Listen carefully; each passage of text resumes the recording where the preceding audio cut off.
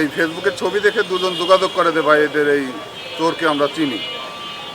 তাদের দেওয়া তথ্য অনুযায়ী পুলিশকে আমরা জানাই, তারপরে পুলিশ এই বিষয়ে ব্যবস্থা নেয়।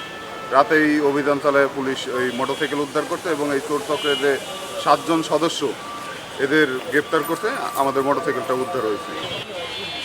ফরিদপুর কোতোয়ালি থানা এলাকা থেকে গত কয়েকদিনে বেশ কয়েকটি মোটরসাইকেল চুরি হয় এবং সেই চুরির হার ইদানিং খুব বৃদ্ধি পাওয়ায় এটি নিয়ে শহরে কিন্তু খুব আলোচনার সৃষ্টি হয়।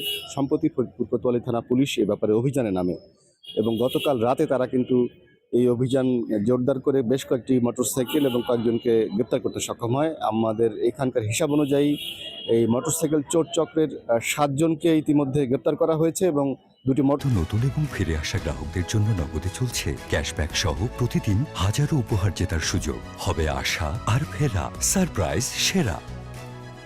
মোটরসাইকেল উদ্ধার করা হয়েছে এবং আরও কয়েকটি মোটরসাইকেল উদ্ধারের প্রক্রিয়া চলছে বলে জানান ফরিদপুর কোতোয়ালি থানার ওসি শহীদুল ইসলাম। ফরিদপুর কোতোয়ালি থানা এলাকায় বিভিন্ন অভিযোগ পাচ্ছি যে বিভিন্ন জায়গা হইতে মোটরসাইকেল চুরি হচ্ছে।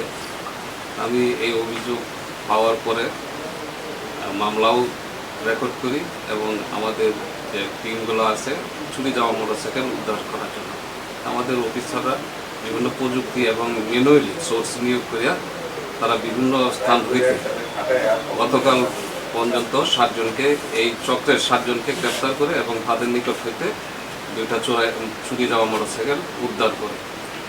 তাই এই চোর চক্রের সাথে আরও যারা জড়িত আছে তাদেরকে আমরা রিমান্ডে এনে কিংবা অন্যান্য তথ্য প্রযুক্তি কিংবা ম্যানুয়াল পদ্ধতি ব্যবহার করে আরও চুরি যাওয়া মোটরসাইকেলের অভিযান অব্যাহত আছে।